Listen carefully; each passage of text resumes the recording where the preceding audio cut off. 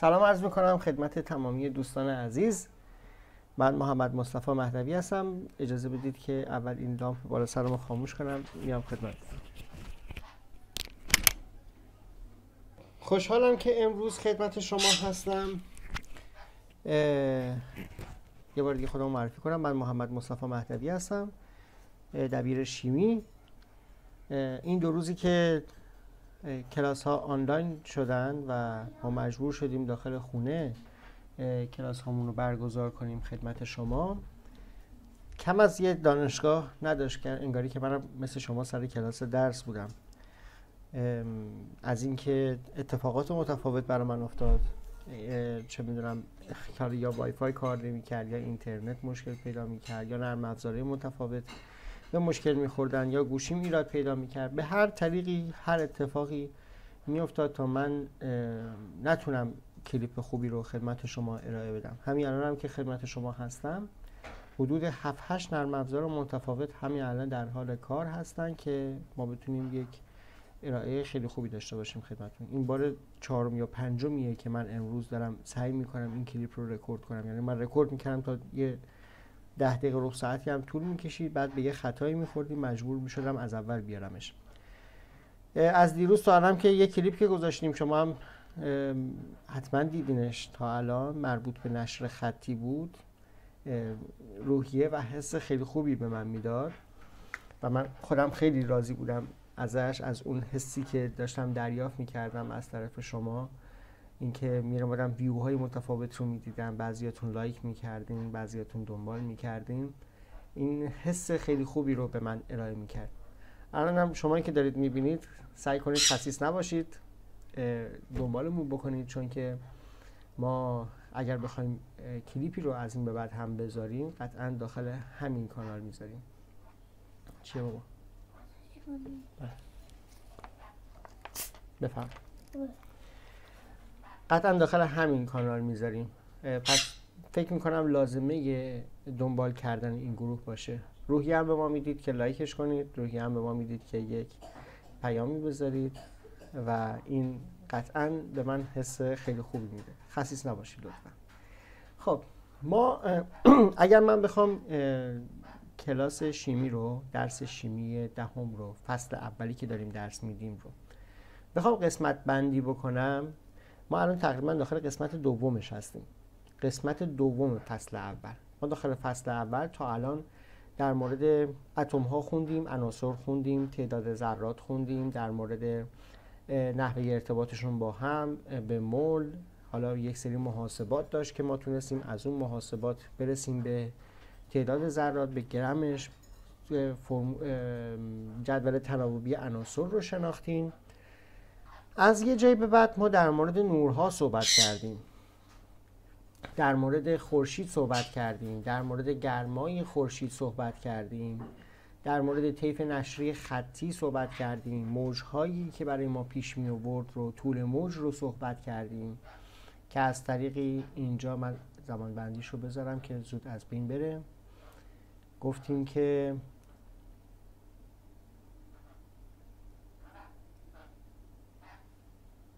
اجازه بدید من فعالش کنم.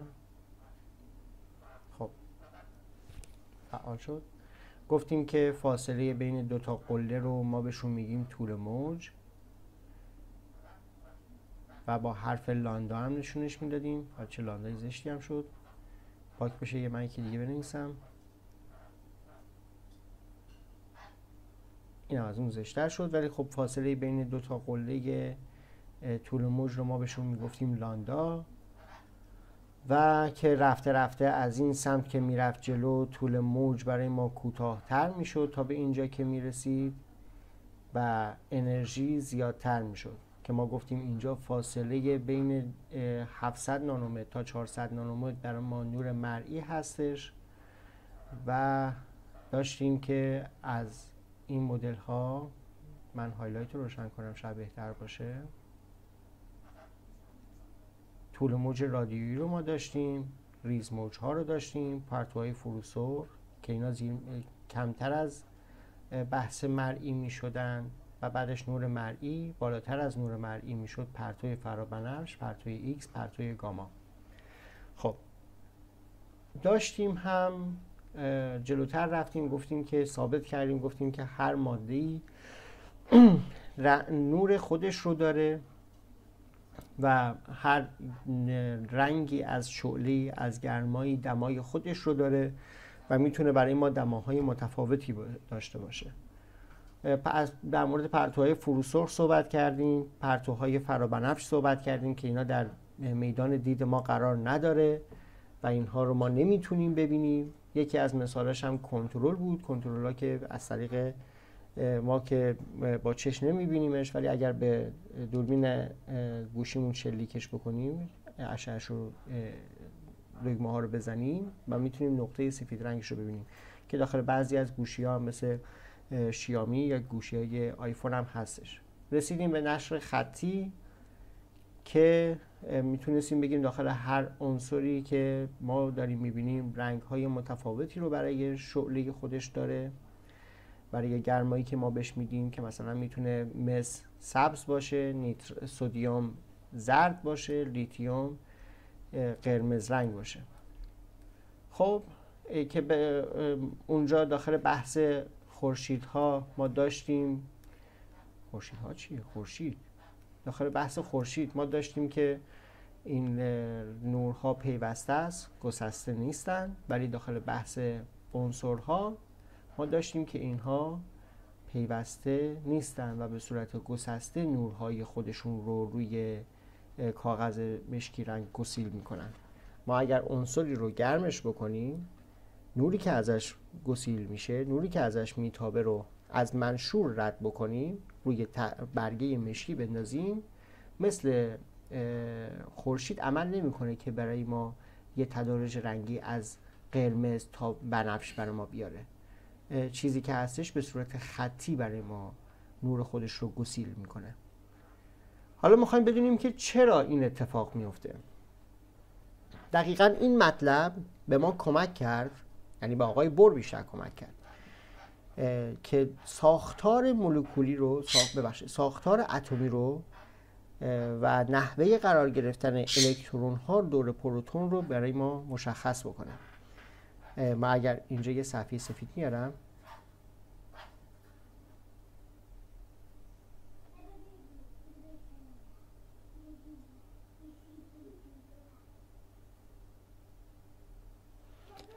خب دو تا بحث برای ما پیش میاد در مورد همین الکترون ها و فاصله شون و از دست دادن انرژیشون و به دست آوردن انرژیشون. یه مطلبی که ما باید در مورد این نکته باید یاد بگیریم و حواسمون بهش باشه اینه که ما ظرفیت هایی که داریم برای جابجایی الکترون ها، مثلا من اگر بخوام الکترونی باشم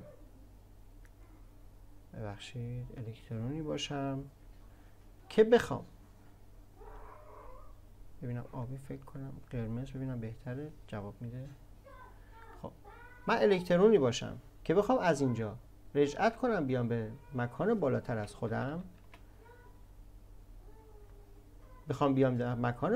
خودم، اینجا نمیتونم قرار بگیرم. انرژی که به من داده میشه باید انقدری باشه که منو ببره روی اینجا بذاره.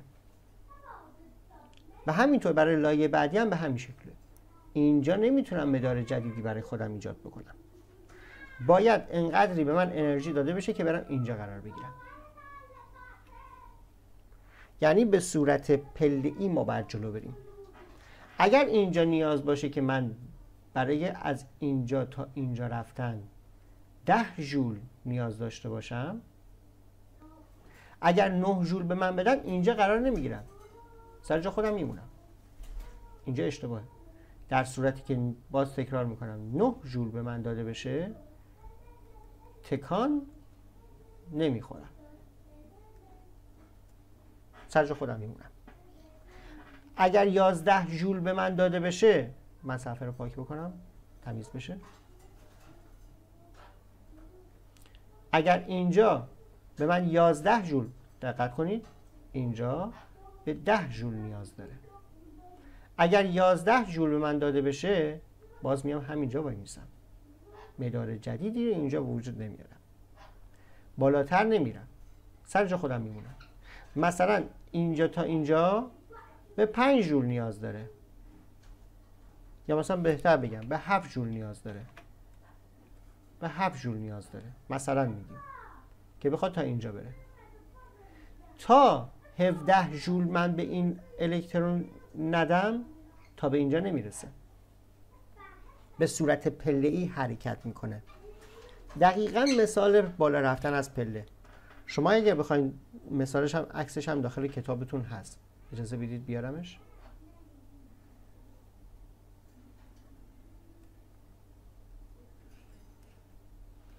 اگر ما بخوایم داخل این مکان بریم بالاتر، میتونیم قدرتش رو داشته باشیم، ظرفیتش رو داشته باشیم، 3 تا پله رو با هم دیگه بریم بالا، ولی پامون رو وسط پله ها نمیتونیم بذاریم. میتونیم یه دونه بریم بالا، ولی باز هم نمیتونیم وسط پله بزنیم. برای برگشتنمون هم همینطوره.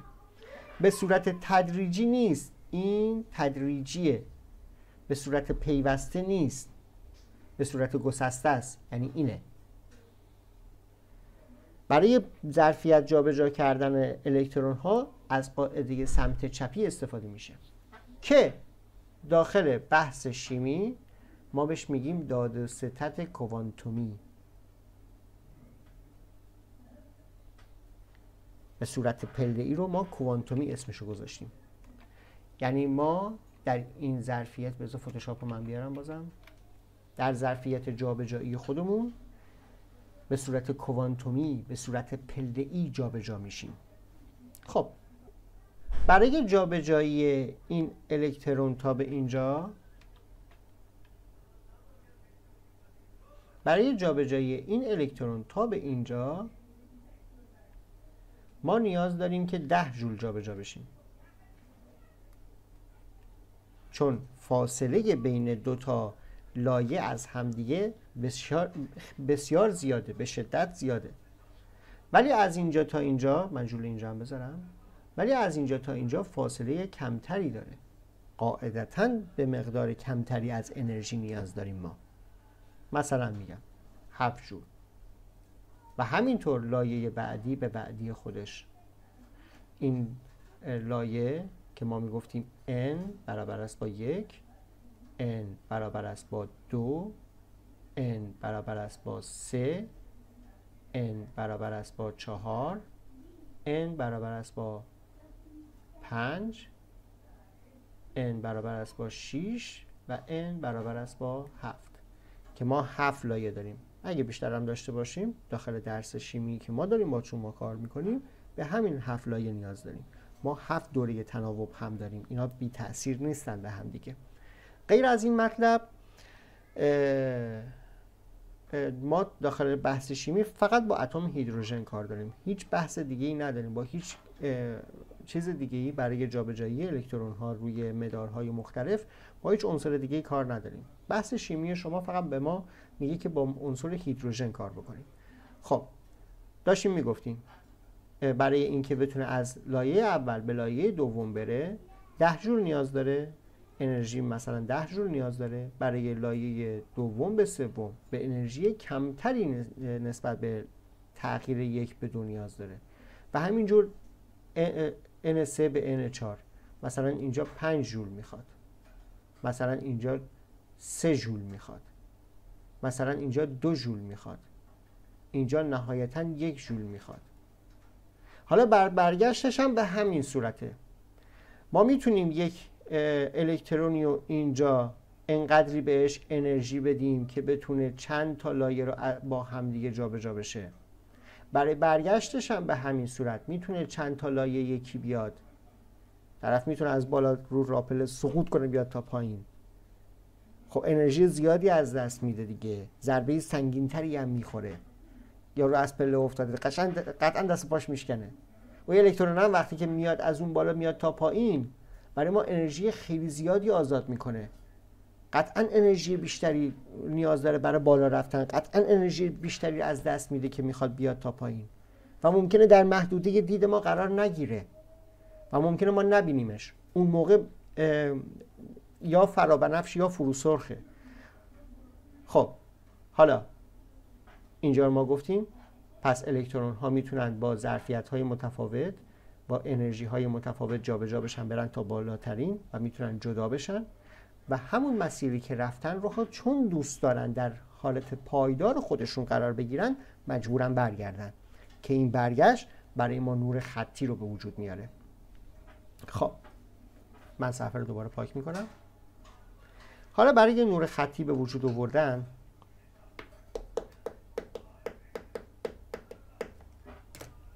یک دقیقه دیگه من برمیگردم. ما الکترون آ رو با ظرفیت انرژی که بهش دادیم به لایه دوم و پس از اون به لایه سوم، بذارید من دوباره n ها رو بنویسم. n برابر است با 1، n برابر است با 2، n برابر است با 3، n برابر است با 4 که اینا اسم لایه هامون هستن. 5، n برابر است با 6 و n برابر است با 7. خب فرستادیمش تا اینجا. دوباره یک لایه دیگه من جابجاش کنم بفرستمش تا لایه شماره 4. خب حالا میخواد برگرده مسیر خودش رو. برای برگشت خودش به مسیر قبلی خودش باید اینجا انرژی برای ما آزاد کنه. در جلسه قبلی گفتیم بحث انرژی آزاد کردن برای ما همراه با طول موج هستش که میتونه مثلا چون این ظرفیت، این جابجایی کوتاهیه، انرژی کمتری آزاد میکنه و باید طول موج بلندتری رو برای ما داشته باشه. اگر بخواد دو تا لایه رو با هم دیگه جابجا بشه بیاد، من یه ذره بهتر بکشمش، بخواد دو تا لایه رو با هم دیگه جابجا بشه بیاد اینجا، انرژی بیشتری رو آزاد میکنه. انرژی بیشتر، طول موج کوتاه‌تر. یعنی من الان طول موجش رو با یه رنگ دیگه بکشم، مثلا آبی. اینجا طول موج کوتاه‌تری رو برای ما داره و اگر بخواد از اینجا 3 تا لایه رو جابجا بشه بیاد تا اینجا، انرژی بیشتری میخواد و شاید رفت داخل فاز فرابنفش و میتونی اینجا برای ما رنگ مثلا بنفش رنگی رو من اینجا میکشمش، باید از اونجا بکشمش برای از اینجا میکشمش. طول موج به شدت کوتاه‌تری رو برای ما داره. چه مشکی شو، چه شبیه مشکیه. بنفش انتخاب کرده بودم ولی خب خیلی مشکیه. بیخیال. طول موج کوتاه‌تری رو برای ما داره و انرژی بیشتری رو برای ما آزاد کرده. پس توجیه پذیر شد این که وقتی که ما داریم از یک عنصری که داریم به دست میاریم گرمش که میکنیم، نوری که گسیل میکنه، چرا نوره به صورت خطیه؟ به خاطر اینکه به صورت پله‌ای ما الکترون هامون جابجا میشه. چرا رنگ متفاوتی ایجاد میکنه؟ چون وقتی که داره برمیگرده به ظرفیت‌های پایین‌تر خودش، داره برمیگرده به لایه‌های پایین‌تر خودش، داره به پایداری خودش داره نزدیک میشه، نور با همون مطابق انرژی که از دست میخواد بده داره گسیل میکنه و به خاطر همین نور خطی اون رنگی به ما میده. عجب چیزی شد. خب حالا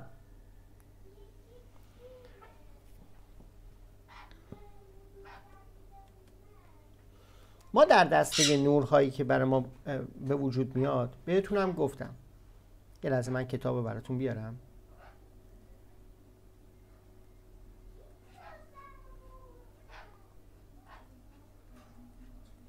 بریم بالاتر بالاتر بالاتر. خب رسیدیم به اینجا. در دسته نورهایی که برای ما به وجود میاد، اینم از صدای پرنده من. در دسته نورهایی که برای ما به وجود میاد ما گفتیم که در محدوده‌ای که مثلا هیدروژن رو داریم گرم می‌کنیم، هلیوم رو داریم گرم می‌کنیم یا هر چیز دیگه‌ای، این محدوده رو ما می‌بینیم. ممکنه در اینجا هم برای ما خطهایی داشته باشه که در محدوده فروسرخ ما قرار میگیره. اگر طول موج خیلی کوتاهی رو برای ما به وجود بیاره، ببخشید طول موج خیلی بلندی رو برای ما به وجود بیاره، قطعاً برای ما در محدوده قرار میگیره زیر 700 بالای 700 نانومتره که ما طول موج‌های بلندتریه و ما نمیتونیم اونها رو ببینیم. در دسته فروسرخ‌ها قرار میگیره. همینجور بیشتر. دوباره من بنفشی که بنفش نبود رو انتخاب کنم. این صورتی رو انتخاب میکنیم. میخوره به بنفش. خب اگر انرژی خیلی زیادتری هم آزاد بکنه، ممکنه در دسته فرابنفش ها قرار بگیره، ممکنه پرتوی ایکس و گاما برای ما به وجود بیاره و باز هم ما اونها نبینیمش. خب حالا برمیگردیم سراغ همون مدار الکترونیمون. خب من صفحه رو تمیز کنم. مثلا من اول نورهای مرئی رو براتون میذارم، اونها رو با قرمز، محدوده تصویرمو من یه کنترل بکنم. خب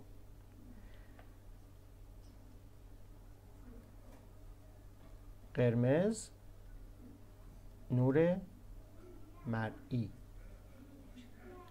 اگر ما از ظرفیت n برابر است با 1، n برابر است با 1، میترسم اونجا داخل محدوده تصویر قرار نگیره، زیر تصویر من باشه. n برابر است با 2، n برابر است با 3، n برابر است با 4، n برابر است با 5، n برابر است با 6، n برابر است با 7 که این داره شمار لایه های الکترونی رو به ما داره نشون میده. خب حالا ما قرمز رو داریم با نور مرئی داریم نشون میدیم. اگر از ظرفیت لایه ششم به لایه دوم بیایم، اگر از ظرفیت لایه پنجم باز به لایه دوم بیایم، اگر از ظرفیت لایه چهارم باز به لایه دوم بیایم، از ظرفیت لایه سوم باز به لایه دوم بیایم. این در دسته نورهای مرئی ما میاد و ما میتونیم ببینیمشون. این نورها قابل سنجش و قابل دیدن هستن که داخل همون محدوده دیدن ما قرار میگیرن.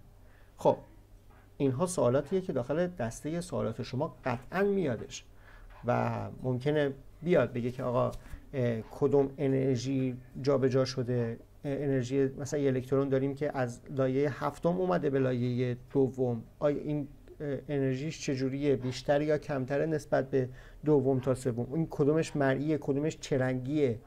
حالا اینها رو قطعا بهشون میرسیم. خب شد قرمزها برای ما نور مرئی. پس ما از هر به غیر از ظرفیت لایه هفتم، لایه ششم، پنجم، چهارم، سوم به ظرفیت لایه دوم بیایم، این برای ما نور مرئیه، در محدوده دیدن ما قرار میگیره. پس به غیر از لایه هفتم هر لایه‌ای به دوم اومد قابل دیدن هست برای ما. خب حالا پرتوهای فرابنفشی، من بیام آبی ها رو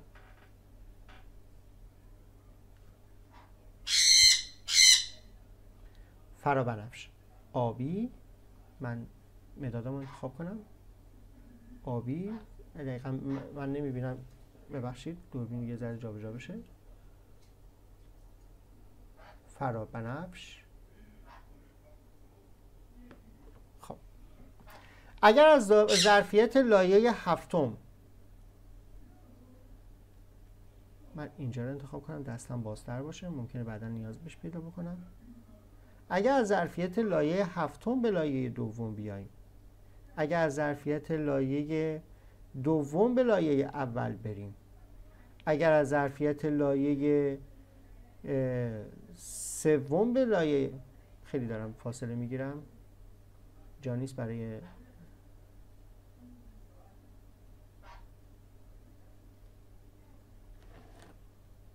پس شد ظرفیت لایه هفتم به لایه دوم، لایه دوم به لایه اول، لایه سوم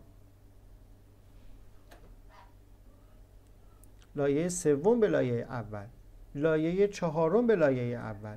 یعنی هر چیزی که داخلش یک طرفش لایه اول قرار بگیره، لایه پنجم به لایه اول، لایه ششم به لایه اول و لایه هفتم به لایه اول. اینها در دسته فرابنفش ها برای ما قرار میگیره. یعنی هر چیزی که یک طرفش لایه اول بود فرابنفشه، غیر از این که یه لایه هفتم به لایه دوم هم فرابنفش هست برای ما. خب حالا فروسرخ‌ها، خب ما قرمز رو دادیمش به مرئی ها، ببینم چه رنگی قابل سبز. آره درست.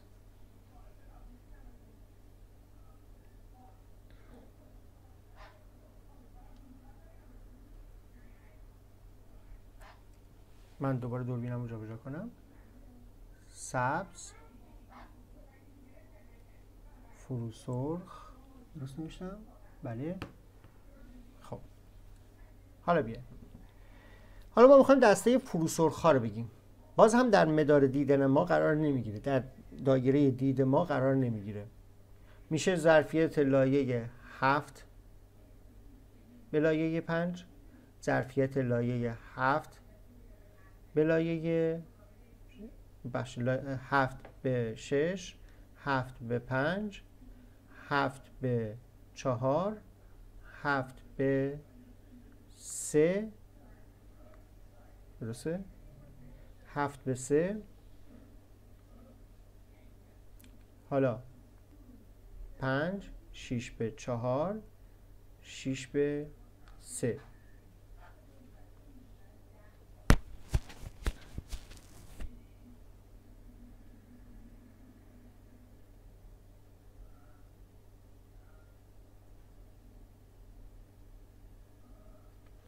حالا ظرفیت 5، 5 به 4، 5 به 3 و 4 هم به 3. چون باز هم تکرار میکنم اینها در دسته فروسرخ‌های ما هستن، کاش که رنگ‌ها رو از اول بهتر انتخاب میکردم. در دسته جابجایی الکترون ها اگر هر جایی بخواد برگرده به 2، یعنی 6 به 2، 5 به 2، 4 به 2، 3 به 2، اینا در دسته نورهای مرئی ما قرار میگیره، به غیر از لایه هفتم به 2 که این در دسته فرابنفش هاست، چون انرژی خیلی زیادی میخواد آزاد بکنه. فاصله لایه هفتم تا لایه دوم برای ما زیاده. خب لایه هفتم به دوم در دسته فرابنفش هاست و نامرئیه برای ما. از هر ظرفیتی بخواد به 1 بیاد بازم فرابنفشه و در دسته نامرئی ها برای ما قرار میگیره. فروسرخ‌ها که باز هم که نامرئی هستن برای ما، در دسته فروسرخ‌ها از هر چیزی به غیر از 2 که بیاد، یعنی 7 به 6، 7 به 5، 7 به 4، 7 به 3، ظرفیت ششم 6 به 4، 6 به 5، 6 به 3، ظرفیت پنجم 5 به 4، 5 به 3، ظرفیت چهارم 4 به 3. اینها در دسته فروسرخ‌ها هستن، چون انرژی زیادی ما بهشون ندادیم که بخوان آزادش بکنن. خب مطلب بعدی رو من بهتون بگم. خب یه مرور کنیم ما با هم دیگه کتابتون رو، بعدش هم میریم داخل جزوه‌تون. داخل کشف ساختار اتم که ما گفتیم که به صورت کوانتومی جابجا میشن، به صورت پله‌ای جابجا میشن، اصلا به صورت این نیست که در فضای ما بین ابری خودشون قرار بگیره. گفتیم که آقای بور یک شمایی از حرکت الکترون ها دور مدار پروتون خودش برای ما ترسیم کرد. اون ابتدای راه شناخت حرکت های الکترون دور مدار خودش بود، دور مدار پروتون بود. اون اولین راه شناخت الکترون دور پروتون بود که ما تونستیم، اگر اون تشخیص نمیداد ممکن بود ما به درجه دیگه ای نرسیم که بتونیم بفهمیم که چجوری الکترون ها حول محور خودشون دور پروتون دارن در حال حرکت هستن. این حرکت آقای بور برای ما اهمیت داره، ولی الان منسوخ شده اون نمادی که خودش ایجاد کرده، چون اون چیزی که برای ما ایجاد کرد یه حالت دو بعدی داشت. ما در حالت سه بعدی حرکت مولکول ها حرکت الکترون ها برای ما قرار داره. گفتیم هم که به صورت کوانتومیه، وسط راه نمیتونیم ما هیچ الکترونی رو متوقف بکنیم و هر پله باید انرژی معین و کافی داشته باشه برای اینکه بتونه جابجا بشه. و بریم پایینتر، گفتیم هم که برای اینکه یک الکترون بتونه جابجا بشه داخل مدار بعدی خودش بره، انرژی باید بگیره و برگشتش هم باید انرژی آزاد کنه. به مقداری که انرژی میگیره انرژی آزاد میکنه، به همون مقدار هم طول موج برای ما ایجاد میکنه که قطعا طول موج الکترونی که فاصله بیشتری داره طی میکنه، طول موجش کوتاه‌تره، انرژی بیشتری آزاد میکنه، به همین شکل هم برای الکترونی که کوتاهه. خب مدل کوانتومی رو ما داشتیم که اینو بحث کردیم در موردش. حرکت الکترون ها رو ما داشتیم که اونجا بهتون کاملا نشون دادم. این بحث یکی از بحثایی که حالا یه خورده بعد بهش بها بدیم. توی بحث جابجایی الکترون ها ما بازم میگم ما فقط هیدروژن رو داریم بررسی میکنیم. یک الکترون از ظرفیت شماره 2 جابجا میشه. رنگمو من بهتر انتخاب کنم، قرمز بذارمش. از ظرفیت شماره 2 جابجا شده، رفته به مدارهای بالاتر خودش.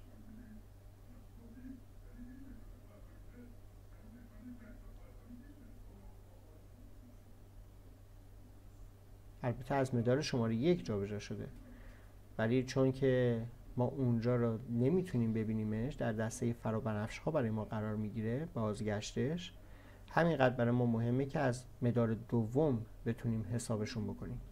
خب از ممکنه ظرفیت 6 هم برسه، ظرفیت 7 هم برسه، ولی که اونها برای ما از اهمیتی کمتری برخورداره، چون ما این مقدار رو داریم میبینیم. خب من یه ذره جابجا کنم بهتر ببینم تصویرمو. خب که برای ما جابجا شدن اینها هر کدومشون یک کد رنگ داره، یک کد رنگ داره برای ما، که هر کد رنگی برای ما یه عددی داره. من عددا رو هایلایت کنم که برای ما فرابنفشمون 410، آبیمون 434، سبزمون 486 و قرمزمون 656 که اینها داخل مسائل برای شما میادش که اگه ممکنه رنگ ها رو برای شما مشخص بکنن، مقدار انرژی که جابجا میشه رو بخوایم براشون حساب بکنیم. خب ما اینجا یه خورده بیشتر بازش بکنیم. اگه اینجا ما داشته باشیم از ظرفیت n مساوی است با 3، یعنی لایه سوم بخواد به لایه دوم بیادش، در نتیجه طول موجی برابر با 600 و چه بد شد؟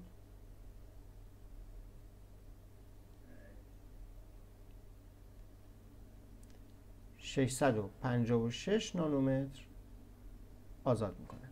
خب اگر بخواد از ظرفیت، اینو حتما یادداشتش بکنید که داشته باشیدش، از ظرفیت n مساوی است با 4 بخواد به n برابر است با 2 بیادش، ظرفیتی برابر با 486 نانومتر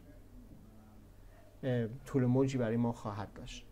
و اگر بخواد از ظرفیت n مساوی است با 5 به n برابر است با 2 حرکت بکنه، 434 نانومتر برای ما طول موج خواهد داشت.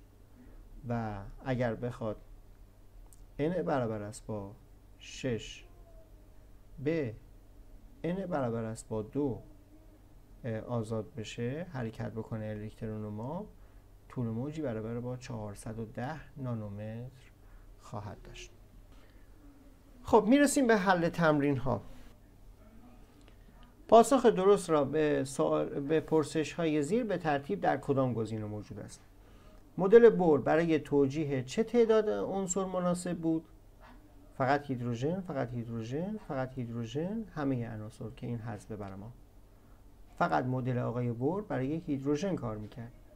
خب مناسب ترین شیوه برای از دست دادن انرژی برای الکترون نشر نور، آزادسازی گرما، فقط نشر نور بهترین شیوه، مناسب ترین شیوه برای از دست دادن انرژی. در گستره مرئی طیف نشری خطی هیدروژن وجود چند تا خط تایید شد؟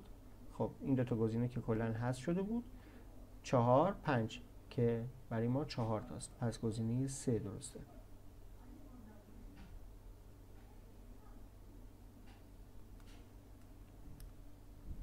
با توجه به ساختار اتم کدام یک از گزینه‌های زیر درست نیست؟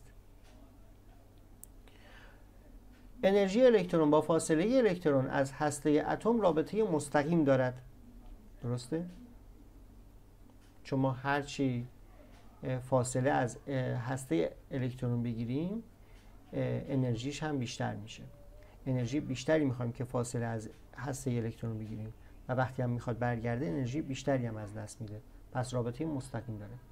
هرچه عدد کوانتومی اصلی برای الکترونی که بیشتر باشد، هرچه عدد کوانتومی اصلی برای الکترونی بیشتر باشد، آن الکترون ناپایدارتر است.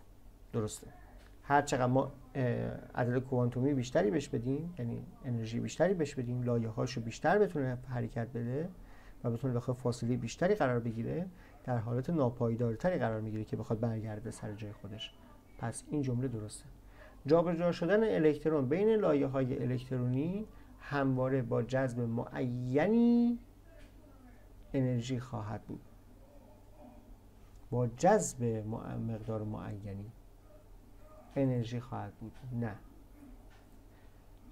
یه بار دیگه، با جابجا شدن الکترون بین لایه‌های الکترونی همواره با جذب میتونه از دست بده که بتونه جابجا بشه و بتونه به لایه‌های پایین‌تر خودش بیاد. پس گزینه سوم اشتباهه که درسته، چون اینجا گفته بود کدوم درست نیست. پس گزینه سوم جواب ماست. اتم‌های برانگیخته ناپایدار هستند. اتم‌هایی که منظور از برانگیختگی جابجا شدنه. جابجایی. وقتی یه الکترونی جابجا میشه برانگیخته میشه. ناپایدار هستن. درسته. و تمایل دارن با از دست دادن انرژی به حالت پایه برگردن. بله، کاملا درسته. خب، هنگام عبور خورشید از منشور رنگ بنفش بیشترین انحراف را دارد. اینم خب همون چند مورد از عبارت‌های زیر درست است. بله، درسته. جنس پرتوهای ریزموج الکترومغناطیس هستند. بله، درسته. الکترون با جذب انرژی معین و کافی از لایه‌ای به لایه یا لایه‌های بالاتر انتقال می‌یابد. بله، درسته. رنگ شعله مربوط به محلول نمک مس نیترات سبز رنگ است. محلول نمک مس نیترات سبز رنگ است به خاطر وجود مس. بله، درسته. خب من مجبورم صفحه یه ذره جابجا بکنم چون دقیقاً گوشیم جلوشه.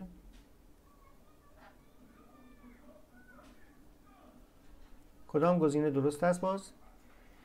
الکترون در فاصله میان دو لایه انرژی تعریف شده ای ندارد. الکترون در فاصله میان دو لایه انرژی تعریف شده ای ندارد، یعنی نمیتونه وایسه اونجا. بله، درسته. برای انتقال الکترون به لایه پایین‌تر باید انرژی معین و کافی جذب شود. برای انتقال الکترون به لایه پایین‌تر باید انرژی معین و کافی جذب شود، نه باید از دست بده. اشتباهه؟ خب هر الکترون در یک اتم جایگاه مشخصی دارد. این درسته؟ و احتمال حضور آن در نقاط دیگر پیرامون هسته وجود ندارد. نه، میتونه جابجا بشه. ما تا الان داشتیم بررسی میکردیم همین مطلبو. انرژی آزاد شده هنگام انتقال الکترون از لایه چهارم به لایه سوم، بیشتر از انتقال الکترون از لایه سوم به دوم است.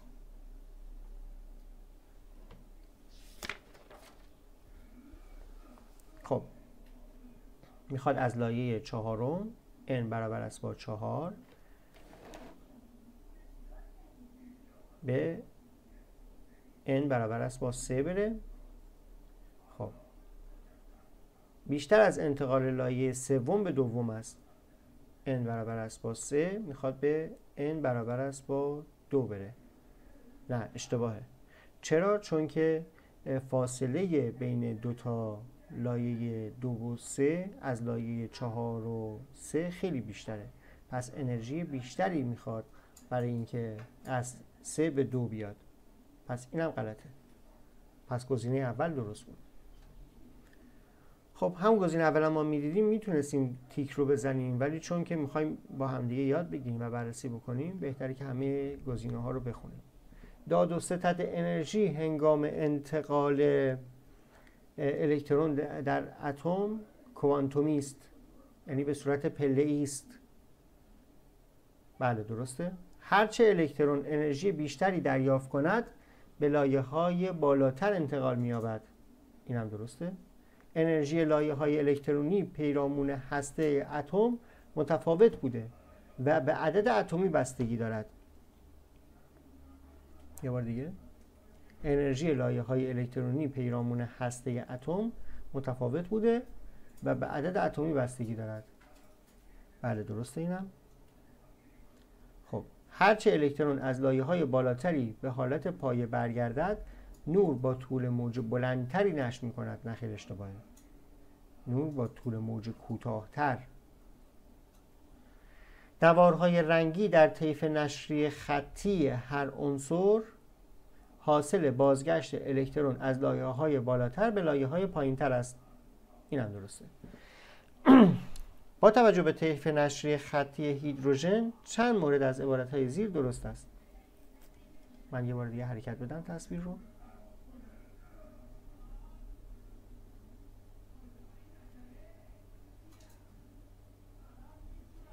فاصله لایه‌های الکترونی با هم برابر است. اشتباهه. انتقال الکترون از لایه 6 به 2 با نشر نور بنفش همراه است. 6 به 2. خب زیاده. فاصله زیادی رو داره طی میکنه دیگه. یه مرحله بعدش میره به فرابنفش میرسه. بله درسته. خب خط سرخ در طیف نشری خطی هیدروژن دارای بیشترین طول موج است. اینم درسته. من دستمو درست بگیرم تیکم دفعه قبل خیلی زشت شد.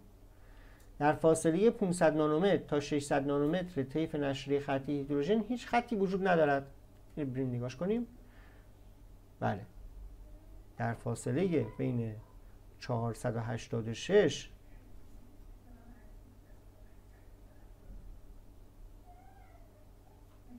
در فاصله بین 486 تا 656 هیچ خطی وجود نداره. پس 500 تا 600 داره درست میگه. در فاصله بین 500 تا 600 هیچ خطی وجود ندارد. بله درسته. انتقال الکترون از 5 به 2 نوری با طول موج بلندتر از انتقال 4 به 2 است.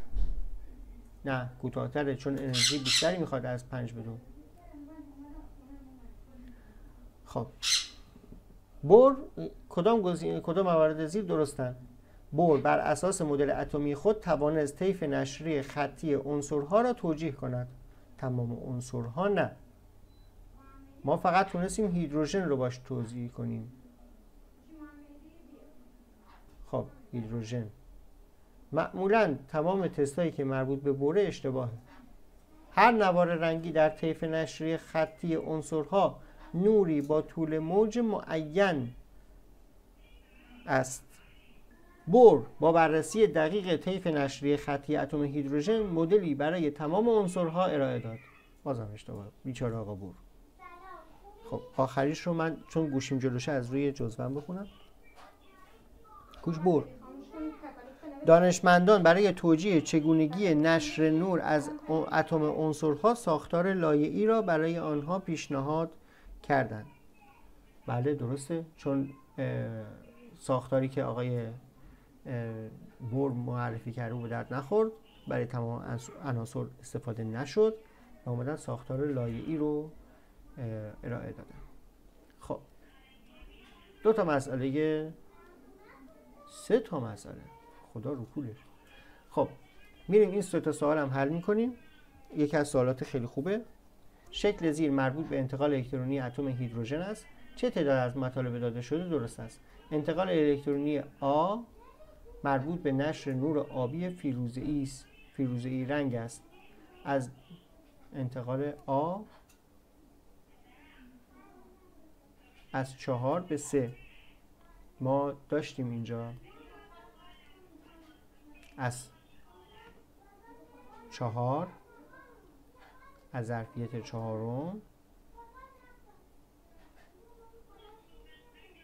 از ظرفیت 4 که این باشه به 1 به 2. انتقال الکترونی آ مربوط به نشر نور آبی فیروزه‌ای رنگ است. خب ما از 4 به 2 داشتیم فیروزه‌ای بود که برابر است با 486 هم بودش. آبی فیروزه‌ای نمی نویسه دیگه، فیروزه‌ای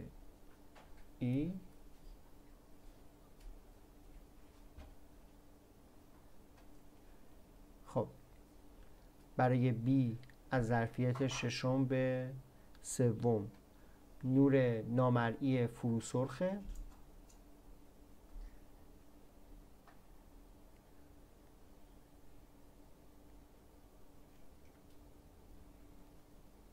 خب از ظرفیت 4 به ظرفیت اول در دسته فرابنفش قرار میگیره. بله خب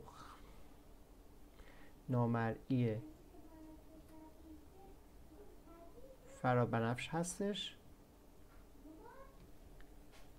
از n برابر با 6 بخواد به 2 بیاد، بازم اینم بنفش رنگه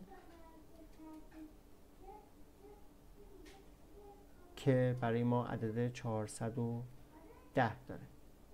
این اطلاعات رو روی همون دایره هایی که تازه کشیده بودم کاملا هستش. توی کتابتون هم باز یه جدول دیگه هست که اونم هستش که میتونید به اونها استناد بکنید. خب انتقال الکترونی آ مربوط به نشر نور آبی فیروزه‌ای است. بله درسته. از بین انتقال های مشخص شده 3 مورد در بخش مرئی هستند. بخش مرئی، نامرئی، نامرئی، مرئی. اشتباهه. ما فقط 2 تا مرئی داریم. از بین انتقال های نشان داده شده پر انرژی ترین پرتو رنگ در طیف نشری خطی هیدروژن مربوط به انتقال الکترونی دی است. دی کدومه؟ نه. بین پرتوهای رنگی. اگر بین پرتوهای نامرئی بود بله سی درست بود، ولی در بین پرتوهای رنگی که اینجا گفته نکته‌ای که داره اینه که دی بیشترینه. شما پرتوهای رنگی یه دونه آبی فیروزه‌ای داشتیم، یه دونه بنفش داشتیم، پس درسته. انحراف پرتوی دی از منشور بیشتر از انحراف پرتوی آ است. اینم درسته. خب من دوباره صفحه رو پاک کنم. 2 تا مسئله مونده. نفس خودم برید واقعا. خب میرسیم به این سوال. یه بار دیگه اینجوری کنیم. خب میرسیم به این سوال که آزمون گاج 21 مهر 1400. خب شکل مربوط به مدل اتمی هیدروژن است که برای نخستین بار طیف نشری خطی برای هیدروژن رو اومده توجیه کرده. این اشتباهه چون آقای بور برای ما آورد اون مدل 2 بعدی رو برای ما آورده بود. این کاملا اشتباهه.